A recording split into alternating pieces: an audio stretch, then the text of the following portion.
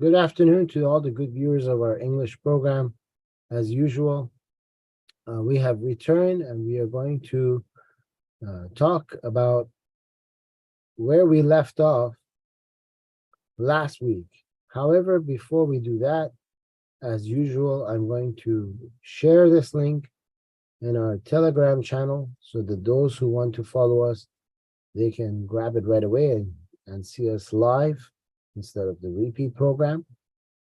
And then I'm also going to check it out from there into our YouTube and make sure that everything's showing up good in my phone. So that way, if there is a problem that arises, I can solve it for you instantly right away and go forward.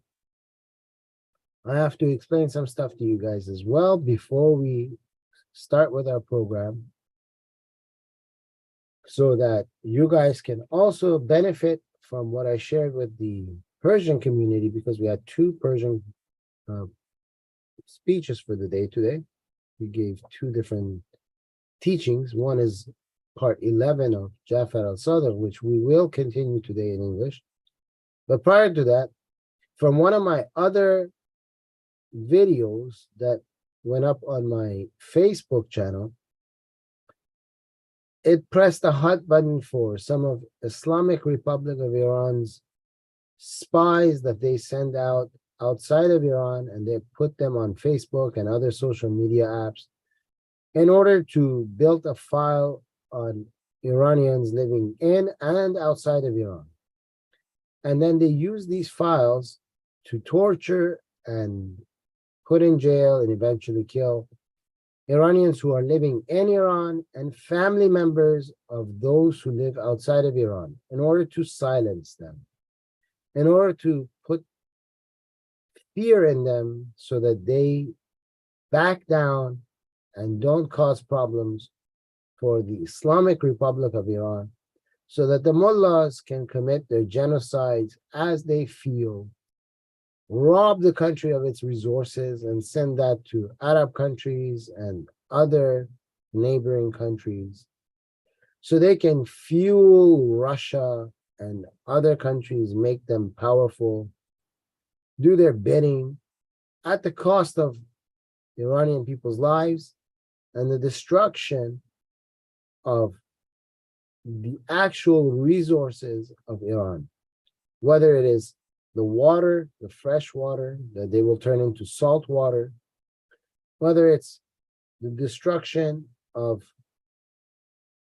world secured old historical sites or forests and jungles, whether it's destruction of stealing Iran's oil, natural gas, gold, and other metals.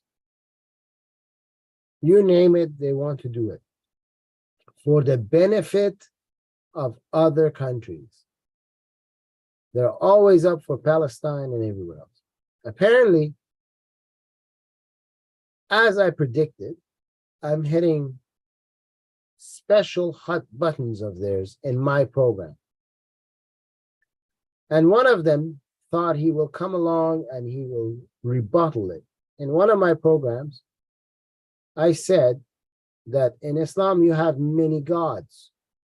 That's why in the Quran, which is the holy book of Islam, and yes, the correct way of saying it is Quran, but in English you don't have a letter that makes a q sound, like in French when they want to say R, they say re.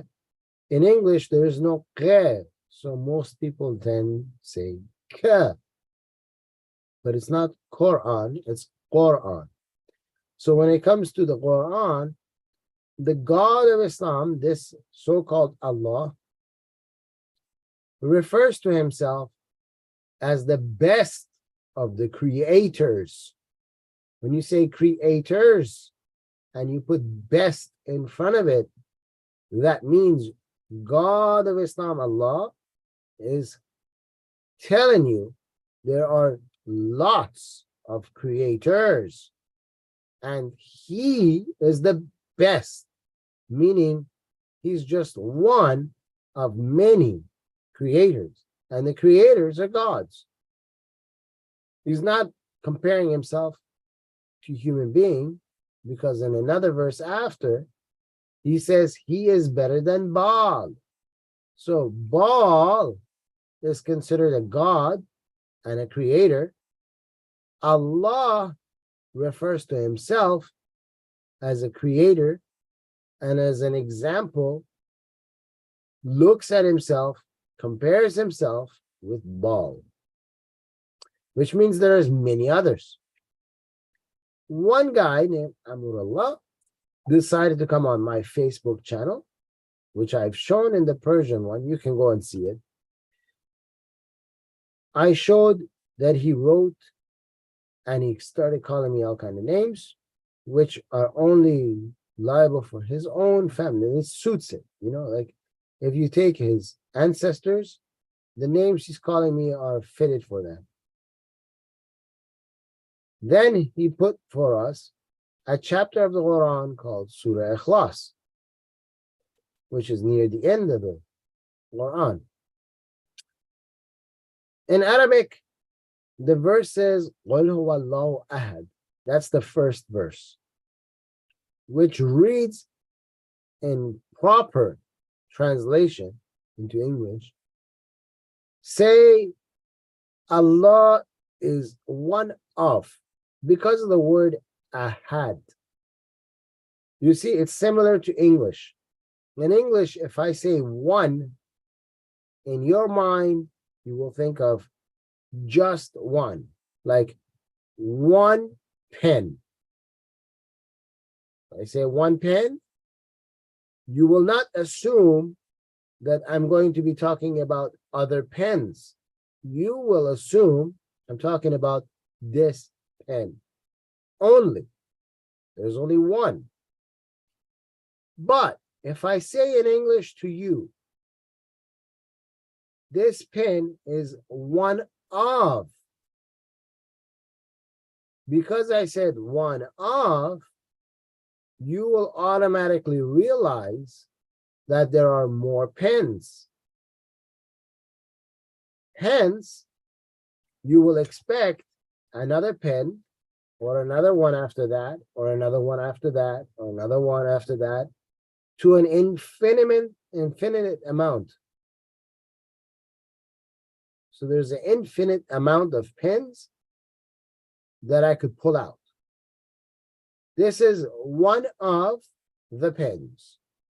This is one of the pens. They're both one of. But there are two. Could be three. Could be four. It could be a many. Ahad means one of. So when I say ahad for the pen, I'm saying one of. In Arabic, if I wanted to say one, the word would be wahid. Wahid and ahad are not the same word. Likewise, one and one of are not the same thing. If I say in Arabic first, it would be awal. In Persian, it will become aval. But if I say to you in English, first, you expect second, you expect the third, you expect the fourth, you expect the fifth, again to an infinite amount. There's no end to it. It's infinite. But if I only say one, there's no dispute. It's only one. Hence, this person decided to bring that verse, where in the first verse, the verse he brought attacked him. And he said before it that the Muslims, because he was referring to himself and the rest of the Muslims, have read this, which exactly comes back to the title that I gave them. You see, every Muslim has, once you become a Muslim, you get some titles. Like in the army, when you go to the military, you get some rankings here. You have some rankings in Islam too. The first one is a ranking of someone who doesn't know anything. Someone who doesn't understand, doesn't know. The second one is you don't understand. So you're stupid at the beginning because you don't know. And then you're dumb because even when you're told, you don't know. You just don't understand. He explained that what I said as a title is correct because they all read it, but they don't understand what they read. They don't get it. The knowledge can't get in their head. They just read without understanding what they read. The next verse says, Allahu Samad, which means Allah is Samad. Samad was a statue god that the Arabs used to use during the early life of the Prophet of Islam and before his life. When they went on long trips, they would throw their money. Essentially, it's a piggy bank. You threw the money in from the top.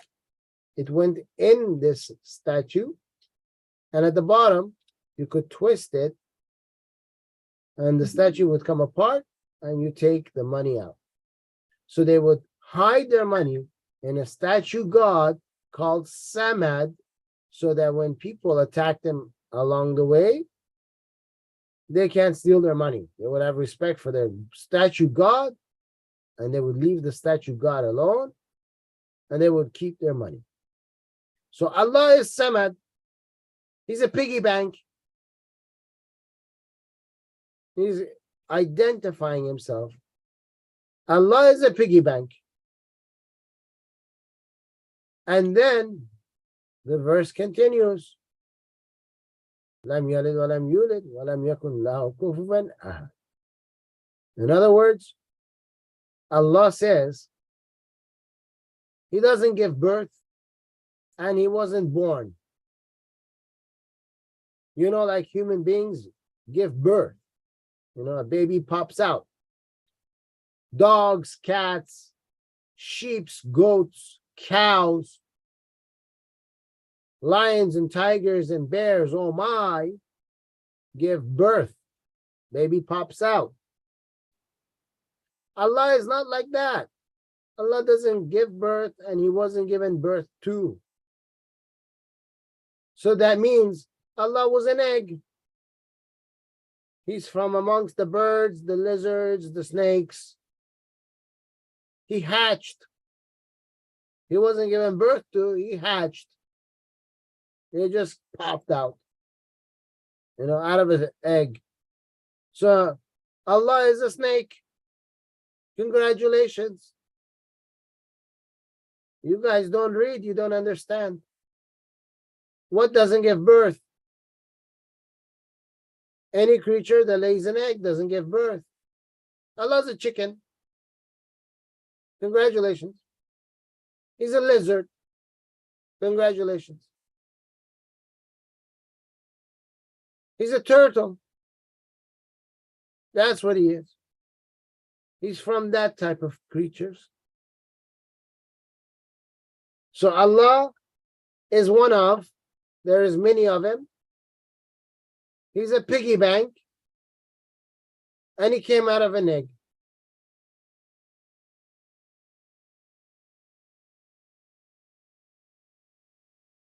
That was His defense. Demolished it on His head. But in all the translations, you will see them say that He is one. And here's the big question. قُلْ هُوَ اللَّهُ أَحَدٌ. Remember the word ahad. قُلْ هُوَ اللَّهُ أَحَدٌ. The last sentence is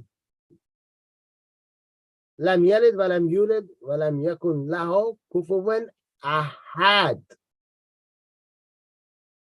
When he's talking about he wasn't given birth to and he doesn't give birth to, he's talking about many. He's comparing himself to everything else that gives birth. Dogs, cats, wild animals, pigs, barn animals, human beings, everybody is part of Ahad at the end, and he is one, and it's the same Ahad word at the beginning. If you're going to change a language, at least keep the meaning to the new word you're creating the same. You can't say Ahad means one at the beginning of a sentence, and then later on down, you have another sentence with the same Ahad word, but it means everybody. Doesn't work that way. They lie to you. Go and look at it. You will see. They lie. Ahad still has to mean Ahad. You can't say Ahad is everybody and then say, no, but we mean it's only one. For when it comes to God, Ahad changes its meaning. And when it comes to everybody else and God, then it changes its meaning. It doesn't work that way. So we have options here. Muslims, you have to pick. Number one, your Allah does not know how to speak Arabic.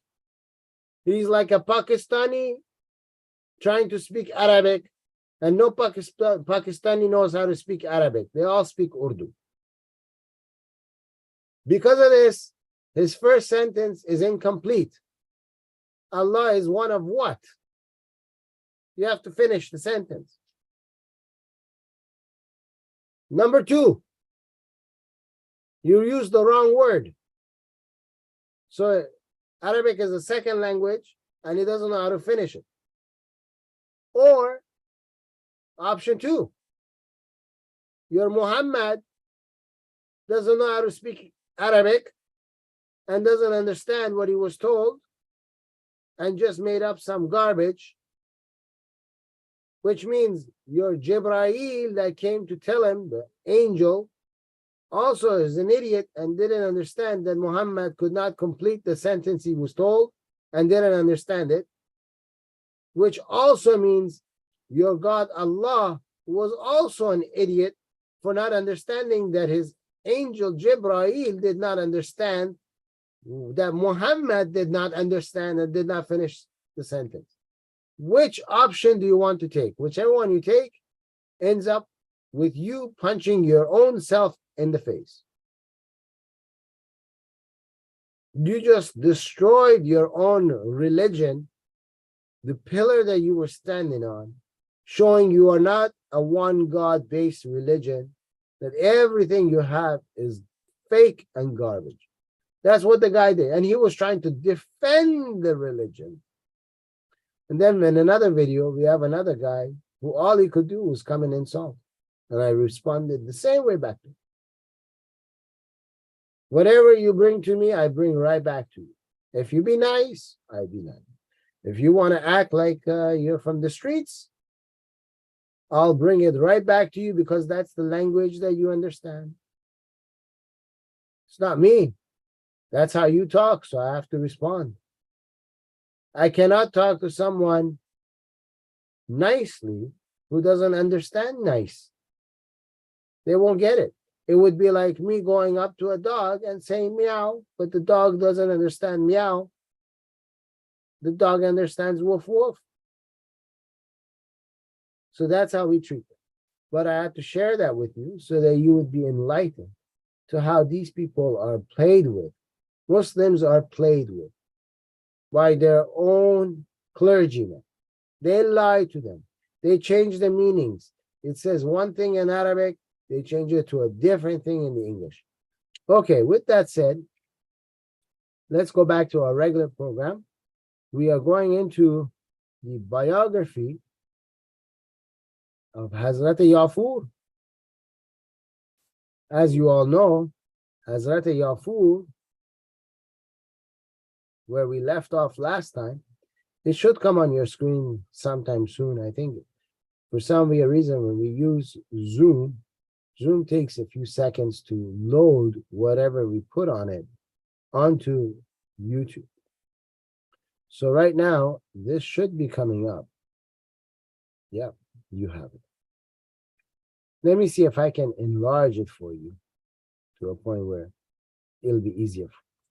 So when we left off last week, Yafur the prophet, which is a donkey, by the way, was killing himself, throwing himself in a well, doing all that stuff. But there is more story to that. Here, where you can see in this second paragraph, and we will read it together, Muhammad was also said to have used Yafur as a messenger, sending it to fetch supplies from merchants at whose doors it knocked using its head. So Muhammad had a bunch of messengers of his own who, did his work for him because, Muhammad was lazy. And of course, after all that boom, boom action that he's doing with all these girls, underage girls, who has time to go run errands? So you need messengers to go run your errands. He had some of his companions, who they call Sahabas, like Abu Bakr, Omar, Uthman. These guys, they went around and did stuff. He had his cousin and son-in-law and the boy that he called his brother Ali. He went around and did some stuff for him. Of course, he had his donkey Yafur, because Yafur spoke. Yafur spoke Arabic better than Muhammad. So Yafur had to go around.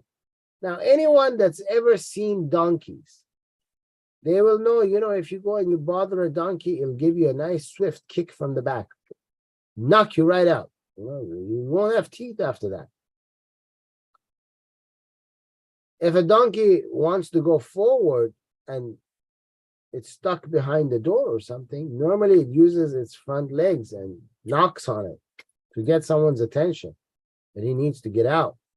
If he's in a barn, he'll knock on the door.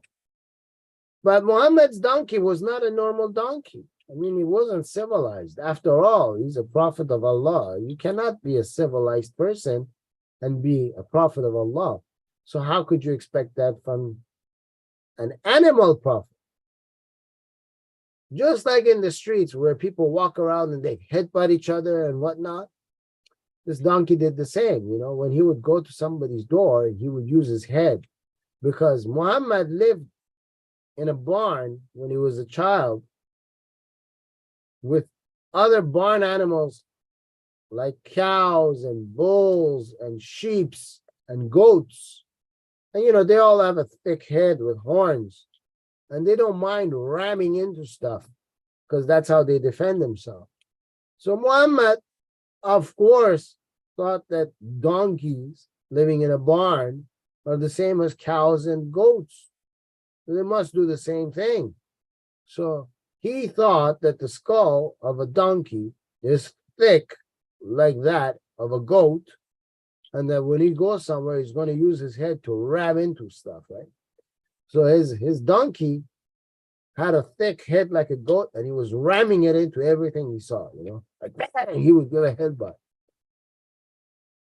Anyway, while he was doing that, he would go to all these merchants and he would get stuff. Now, what you would think he's going to a merchant to get what?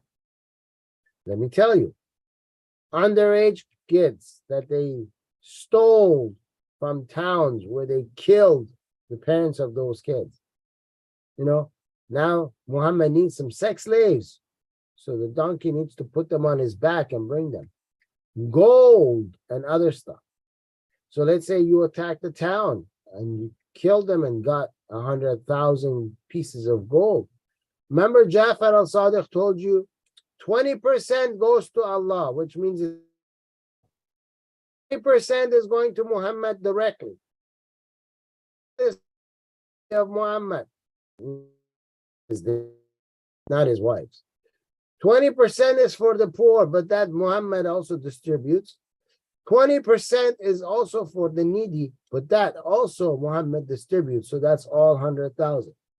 Now, when Yafur showed up there, Yafur would tell them, hey, you got 100,000 pieces of gold. You need to add another 3 pieces to that and give it. And if the people said anything, Yafur would tell the Prophet and then off with their heads.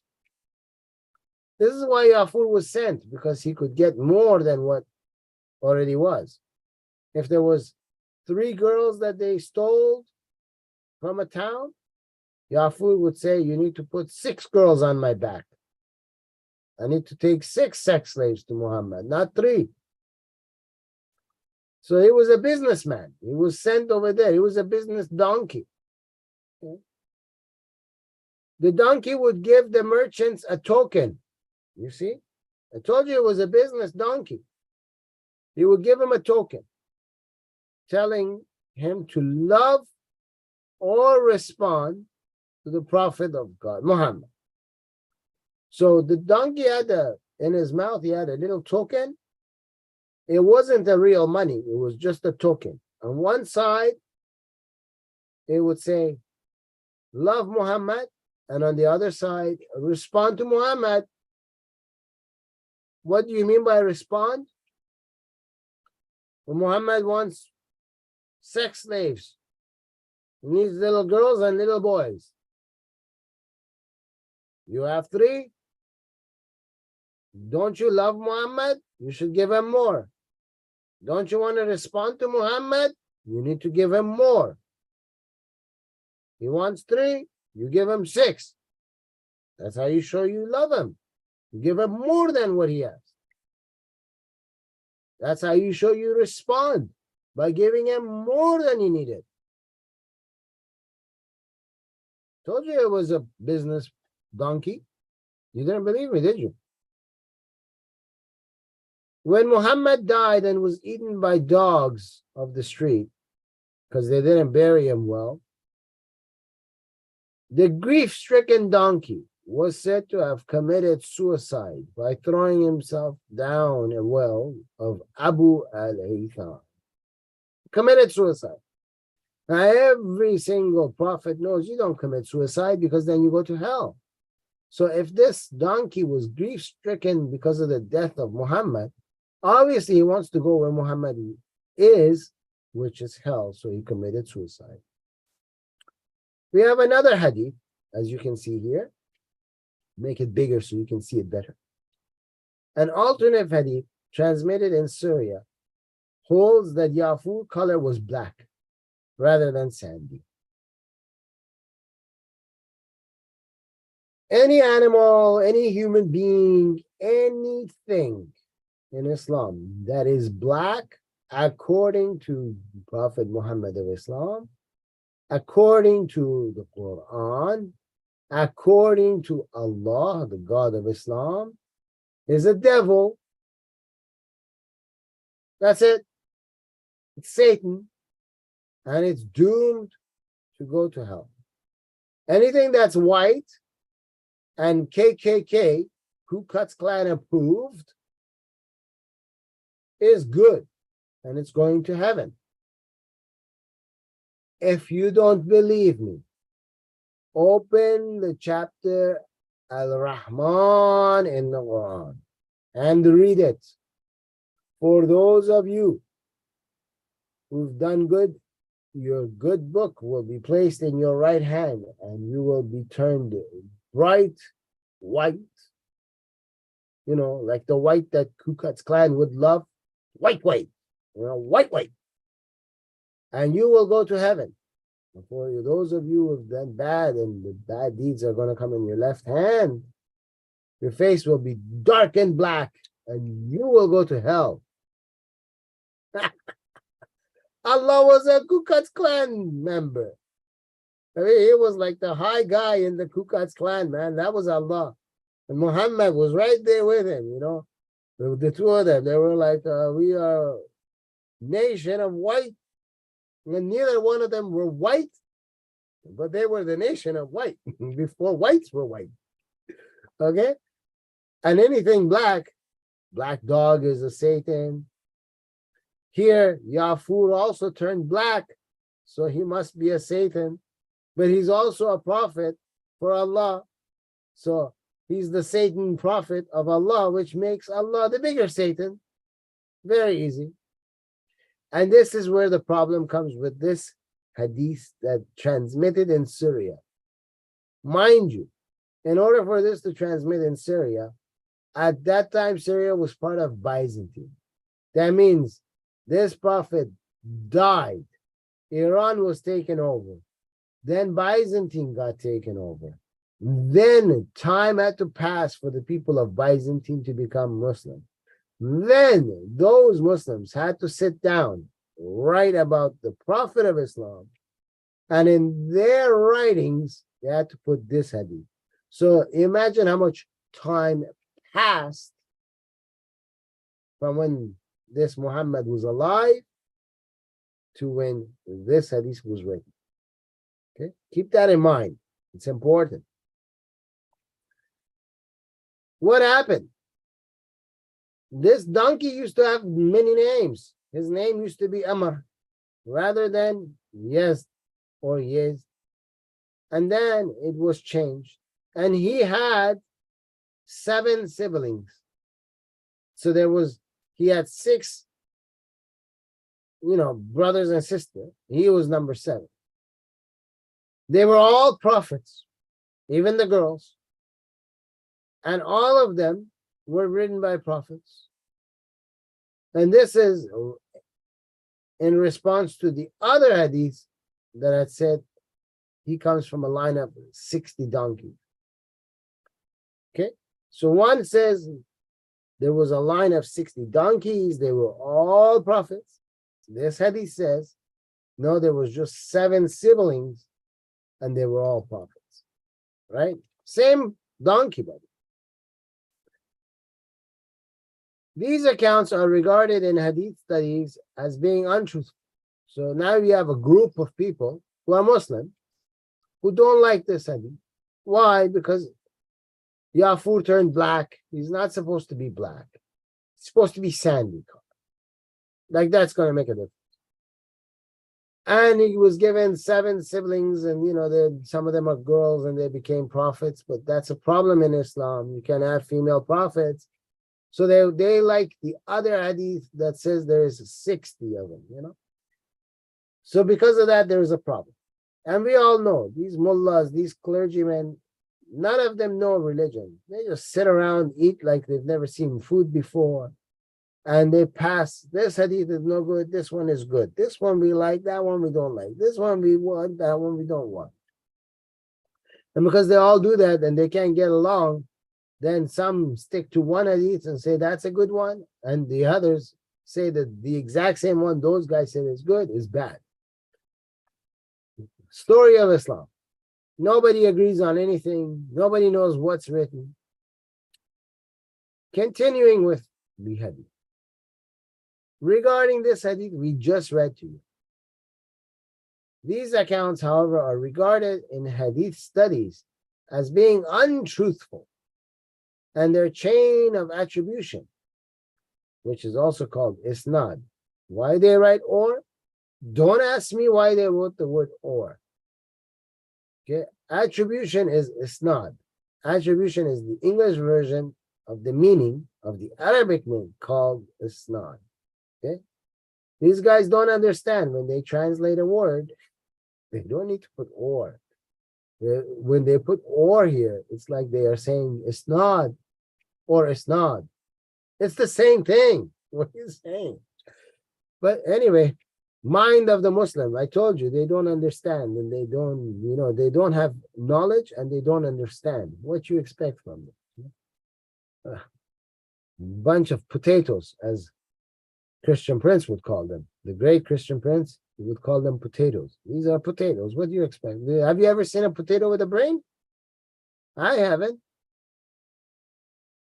Is seen as dubious. In the 12th century, remember, this is the prophet of the 7th century. This is 5 centuries after, right? So the guy who's writing it, he never saw Muhammad. He never knew Muhammad. All he did was hear stories about Muhammad. That guy is ready. Okay.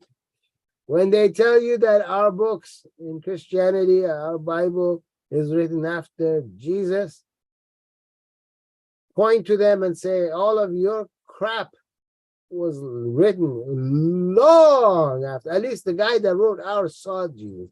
The guy that you have never saw him, never smelt him, never knew him, only heard stories from those who only also heard stories from those who only also heard stories from others who heard stories. So your story is like way off. But anyway, let's see what he says. 12th century historian. Who's the historian? Of course, he has to be Muslim because no non-Muslim ever wrote anything.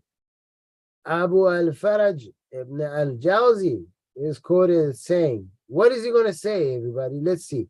May God curse the fabricator of this tradition. Whenever Muslims come short and they don't have anything that they can stand on, they don't have a leg in a fight.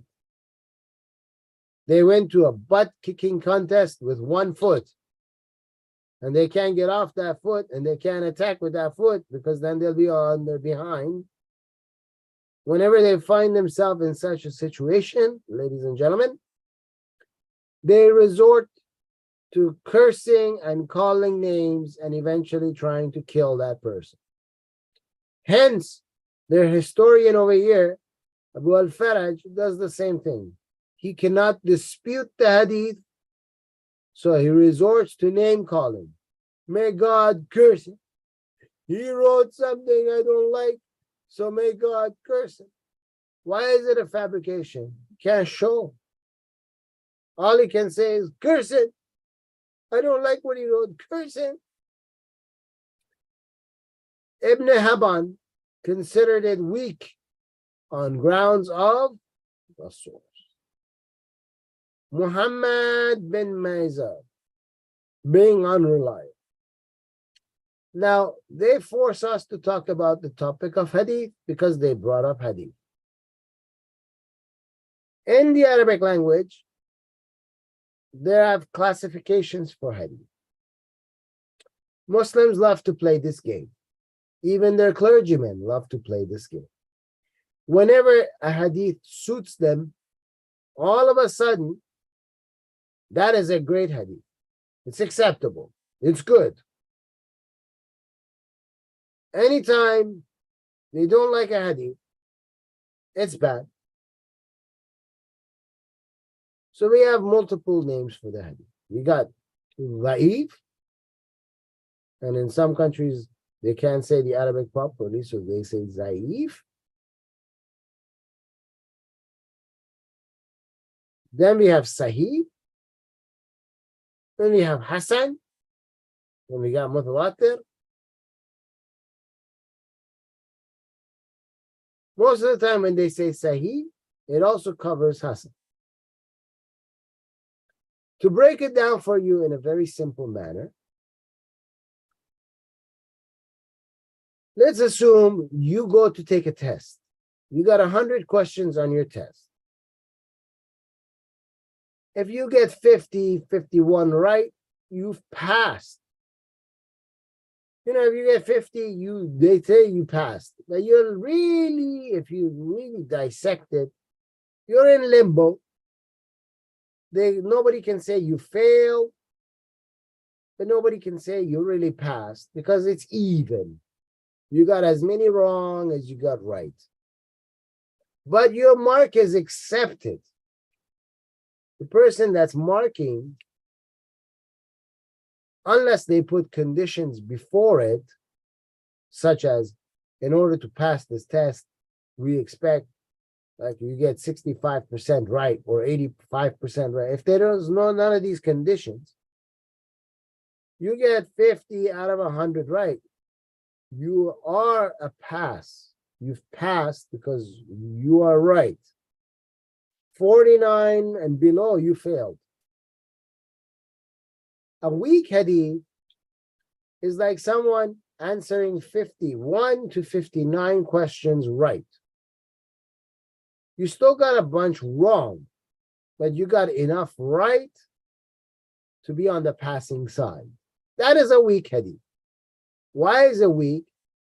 Because amongst all the people that reported it, you have the ones that are trustworthy leaning towards the good side, and you have less of the untrustworthy people leaning towards the falsehood side. When something is sahih or hasan, it is like you answered between 60 to 80 of them right. You got a very good mark. You have a lot of people that reported this who are very trustworthy. You have very few that are untrustworthy. And you get the mutawatir, that's it. You know, it's like you got 100. Now, everybody who reported it is trustworthy. Regardless of what the mark is, 51 to 100, they all pass. They do not fail. That is what we're talking about here. When Ibn Habn is saying this is weak, that means he got 51 to 59. That means majority, if we count all the people that are telling this hadith, majority of them are still going to end up on the truthful side. But we do see a handful of people that you shouldn't be listening. When Muhammad ibn Maizad says unreliable, that doesn't mean this is bad. What he's telling you is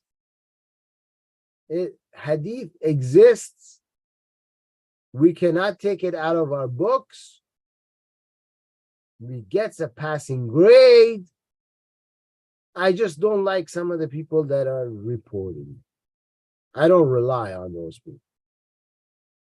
But others do.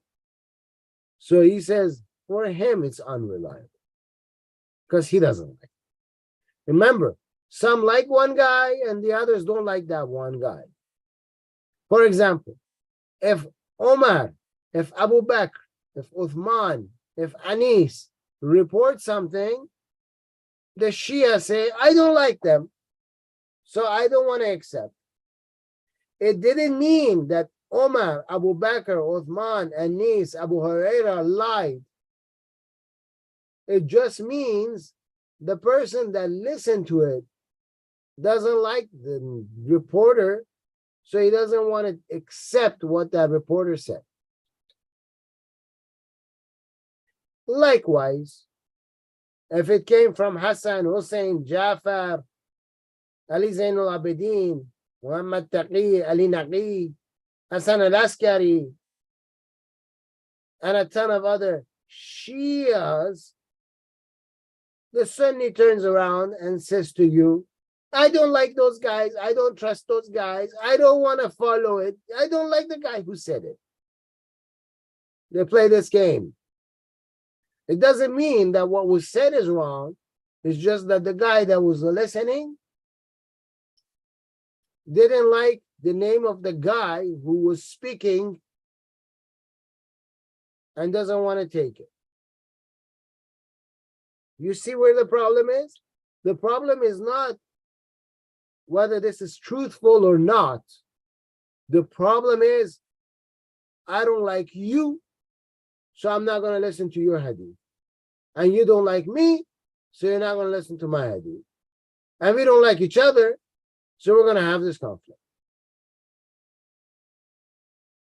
And they don't just have it between Shia and Sunni. They have 73 sects according to themselves, but in reality, it's now turned into over 1,000 sects, and they all have this problem. Sunni with Sunnis, Shia with Shia, Shia with the Sunnis, Sunnis with the Shia, everybody against everybody. That's how Islam is. So they play this weak. This hadith is weak. That one is strong. This one is good. Now you know where this game comes from. So if they ever pull that on you, you can put them to a stop right away. You know exactly what the story is. You got them by the wrist, and they can't go anywhere. I teach you, and you guys use it. If you like our programs, don't forget, subscribe. You are needed to subscribe. Everybody has a duty. Mine is to teach. Yours is to subscribe so that the bots in YouTube can spread this to more people. They play games all the time. The followers of Shia Islam, this is coming from their own site, believe that the Mahdi, who is supposedly the 12th Imam for the Shias, but modern day Shias added a 13 and a 14 to it as well. We are talking about the Ithna Ashari group of Shias, which is the majority sect, the Jafari sect, which is the Ithna Ashari sect. Ithna Ashari means 12 Imams. They've added a number 13, number 14. Khomeini being 13, Khamenei being 14. Because when you go there, you see they always address those two as Imam, but they don't use the word Imam for anybody else. You see, the Sunnis, the guy who comes and leads the prayer in the mosque, they don't care who the guy is.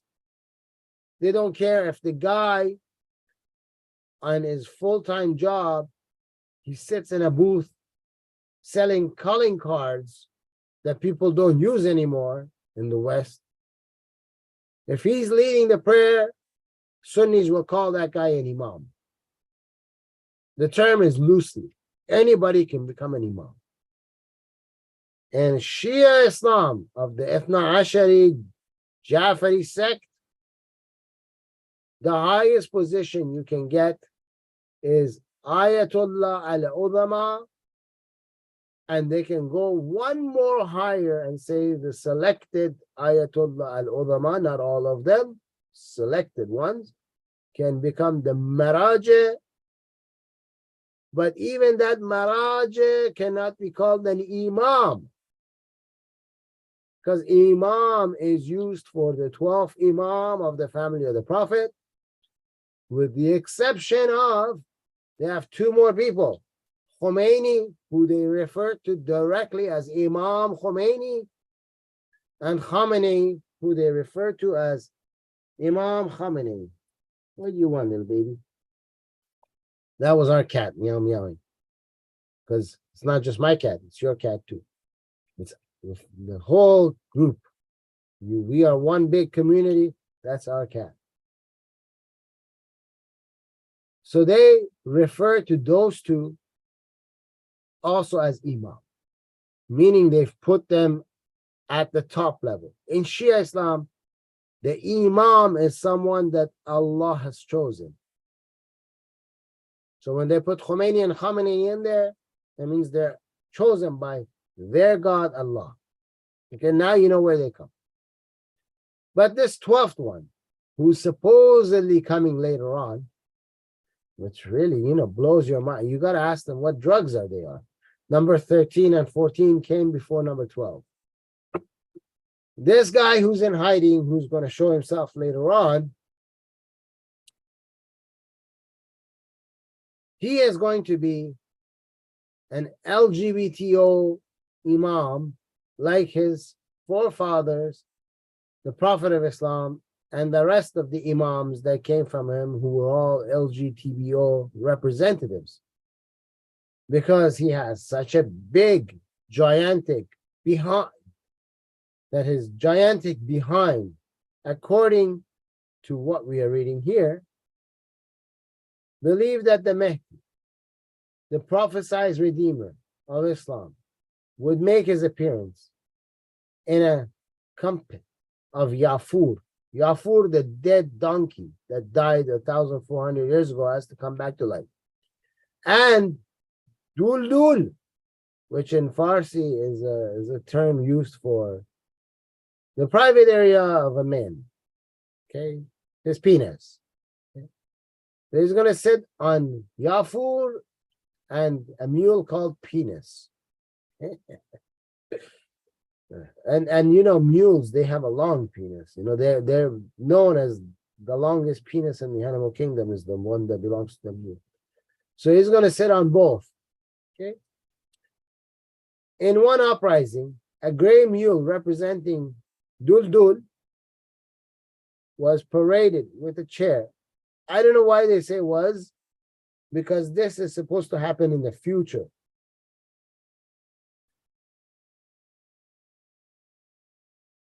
With a chair on its back. So the mule, Duldul, is going to have a chair on its back. It's going to be paraded. Where? In an uprising. You know, like the gay pride parade? When they have a parade? This mule is going to have a parade on behalf of Mehdi. Right? Following, let's see what else it says. Chair on its back for Mehdi. In the lands where Sunni Islam was practiced. Where? They're going to Afghanistan, ladies and gentlemen, because the Shias, majority are Iranian. They don't speak Arabic. They speak Farsi. So they need to have this parade and they need to have this war, this uprising in the land of a Sunni who also speaks their language. So they're all going to Afghanistan. They're all going to Afghanistan. They're going to be fighting with the Taliban. And the Taliban, you know, they're already, if you put the term Bachabazi, you will see they love to have little boys for sex slaves. Grown men, 40, 50, 60, 70, 80-year-old, sticking their penis into an underage buttocks of a little boy. They love it. It's called Bachabazi. Fact checkers, go fact check it until you go blind. These guys are saying the same thing. They named this mule after the private area of a man. They're going to go to Taliban to fight with Taliban. And they say that this is what we want inside Mehdi. Mehdi is going to sit on it. Interesting. Yafur was reportedly invoked in political and religious events for centuries. Centuries means hundreds of years. After Muhammad's death, Al-Aswad al-Anis, a false prophet according to Shias in Yemen in the 7th century, usurped one of Muhammad's own epithets, calling himself or being called master of asses. Like the 8th century Umayyad Khalif, you guys don't have a Khe either, so it becomes K, and here it became Khalif. Marwan II named himself the ass, because, you know, he wants to be a donkey as well. The early Fatimid Caliphate was nearly overthrown in the 10th century by the rebel Abu Yazid, known as the man on the donkey. While in Morocco in the 12th century, founder of the Al-Muhad movement, Ibn Tumarat, insisted on riding a donkey. A lot of people ask, well, where are all these sources? Where are all these sources? Where are all these sources? We want proof. We want proof. We want proof. Ladies and gentlemen, what you're looking at is number 1 to 14. All of them are proofs. These are all books. Remember that historian that was saying, God cursed the fabricate writers. All of them are writing the same thing. 2005, 2005, 2006, 2007, 1996. And the list keeps going. 2004, 2003. My question is, why are you still writing it if it was weak? Why are you writing the hadith if it's not reliable? Why are you talking about a parade with a mule that's named after the penis, and then you're going to have your imam come and sit on it? Of course he's going to sit on it. What else is he going to sit on? Look at the Islamic Republic of Iran. All of them are sitting on it. Their videos are out all over Twitter and everywhere else. You have Ahmadinejad who comes to the West, and CNN will sit there and interview him, and he will say, we don't have any gays. And then you find out the whole entire establishment, everyone in government is gay. We're not saying being gay is bad or good. We're just saying how they lie, how hypocritical they are. Why don't you own up to what you do? You say you're a man, be a man. But no, they can't do that. They're cowards. When you ask them, they hide. That's all they know. Hide, curse, and kill. You take these three things away, they have no defense. They have nothing.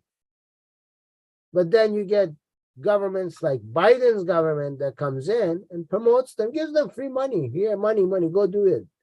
Promote what you wanted to do. Kill more people, commit genocide, and then stick it in each other's holes. And say, we didn't do it. Nobody did it. It happened on its own. Islamic Republic of Iran. Don't fall for it. If they could, they'd kill the gays. But they are gay. But they would kill gays because they don't want people to know what they do. They're still in the closet. Again, you will see further links online for this donkey. Ladies and gentlemen, I think we've reached our 1 hour limit, or at least close to it. As usual, I forgot to look at the timer before we started. So if we did go over, I guess that's a bonus for you. If it did go a little under, I do apologize. And we will continue the rest next week. Until then, I leave you in the hands of Jesus. Make sure you spread this so that everyone can see it. Make sure you subscribe if you like it. Click on the link that we have underneath this video. It'll take you to other social media. Go ahead and join other places. So when people try to come there and do something bad, you can stop them and you can show them that we are a big, powerful group. Go into the Telegram, because in Telegram I post stuff that if I put on YouTube, it will close down the channel immediately. But everyone needs to know about it. So you will get the knowledge over there. Until next week, I leave you in the hands of Jesus.